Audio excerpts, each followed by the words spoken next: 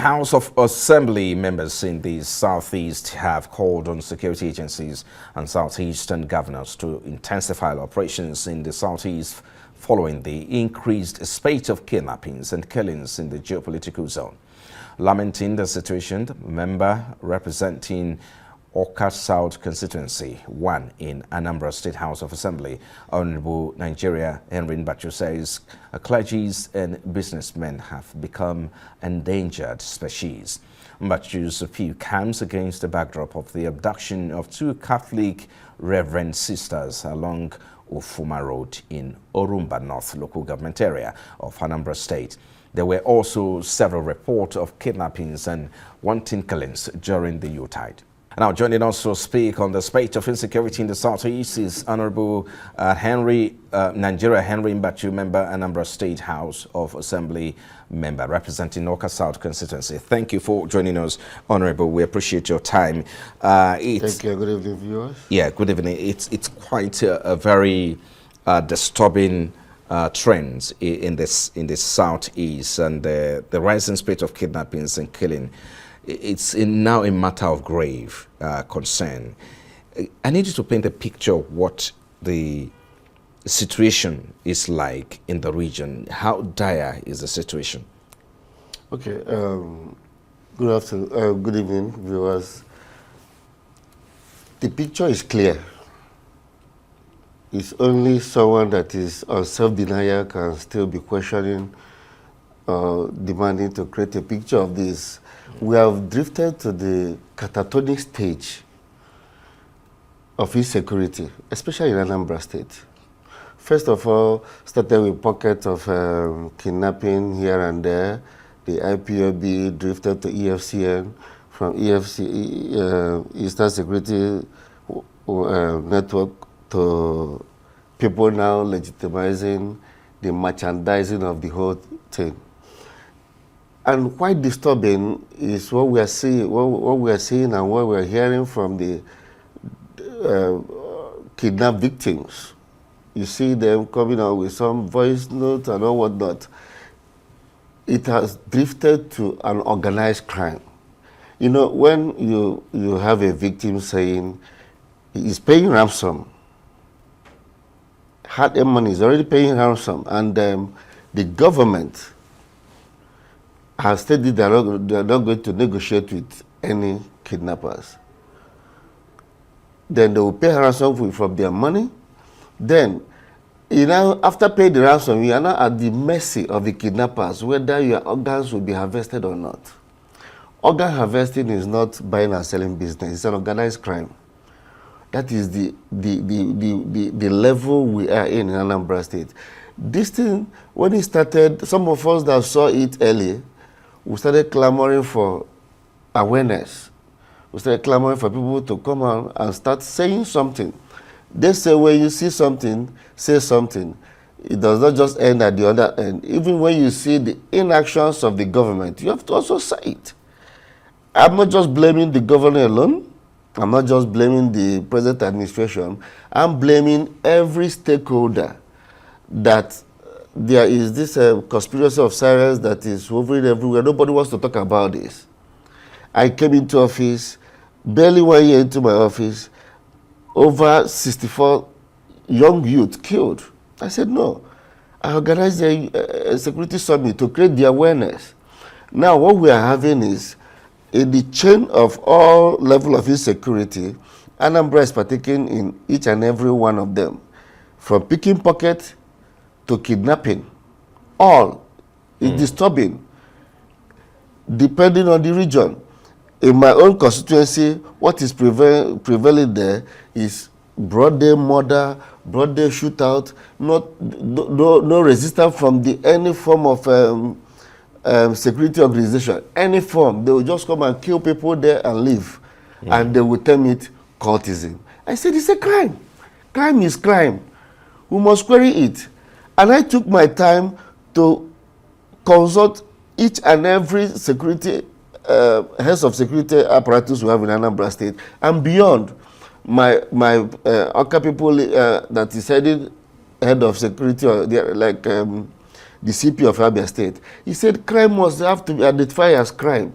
But what is underlining among all this is that they are crying for the ill, or will I say, insufficient funding of the security architecture. Okay. All of them are saying the same. So in your assessment, you are saying that there's a limited, effort from the security forces in the Southwest. Is that what you're saying? They are saying there's a limited effort, but they are justifying that limited effort to inadequate funding. Lack of funding. And they say it is clearing. This administration is going to 3 years plus. By March, it will be 3 years. March of this year. And we have not seen any investment in security architecture. And when some of us cry out about this, they say it's politics. I say, why is it politics? 3 years plus, you collect security votes. You have not missed it any month. Over R1 billion. And you cannot, I say, look at what is happening in Edo. Just 2 months into office, the governor is rolling out vehicles. Now, even this present administration, for you to bring vehicles to give to security operative, it has to be funded from the local government. Now, someone like me, if I have the liberty of choice, I will query the governor to come and account for security votes. What is he using it for? So what measures do you think should be implemented immediately to address these issues? Because do you think the solution lies with the state governors? Do they have what it takes? I mean, you've also mentioned the fact that they have spoken about, or they have complained about, lack of funding. But do these governors, I mean, do they have the solution? What can they do really? I mean, because if you look at the power to mobilize security forces, it does not lie with the state governor. It lies, of course, the IGP controls the police.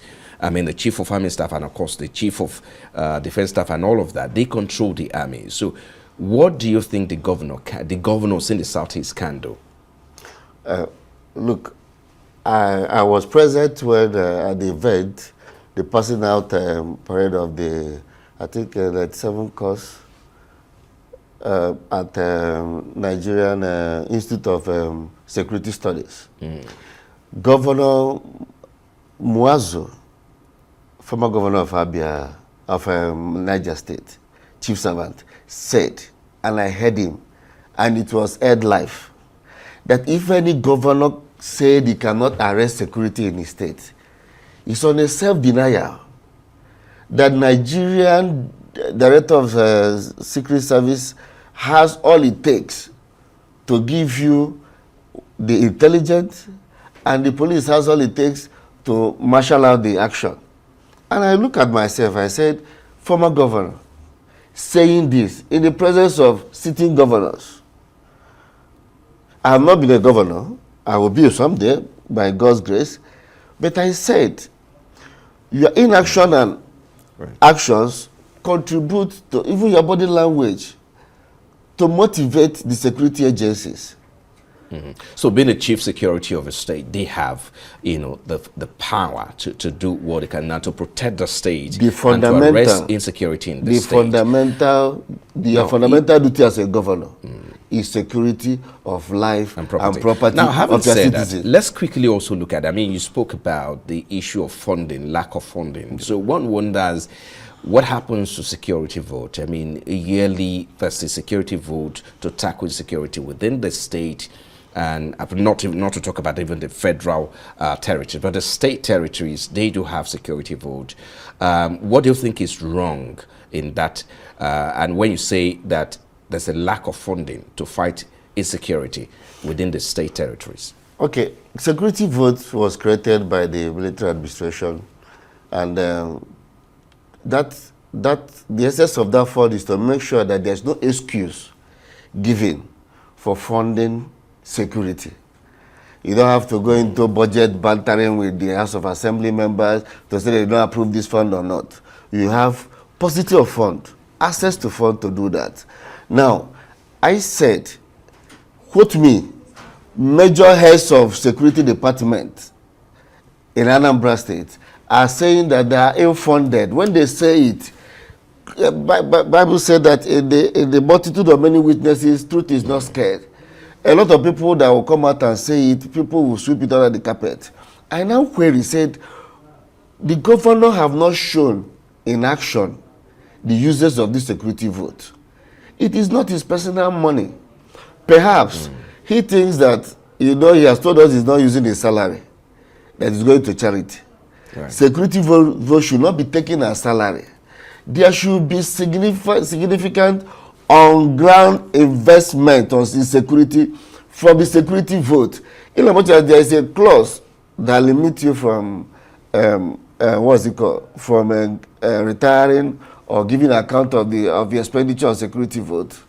There's a clause there, but I said in a self society, or if you want to distinguish yourself, tell me that XYZ was done by security vote. Even the vehicle that will be distributed to security agency today was not purchased for the security vote of the governor. It was purchased for the local government fund. Oh. And when you see other governors showing what they are doing with their own security vote, someone like me could only ask that question. What is the governor of Anambra State doing with his security votes? We believe that all hands will be on deck, to perhaps achieve what it takes to bring lasting solution. The most questionable one is the silence among the stakeholders. Yes. Well, because of our time, we'll just have to leave it there. Thank you so much, Honorable Nigerian Mbachu, member Anambra State House of Assembly, member representing Awka South Constituency. Thank you for coming on Newsline.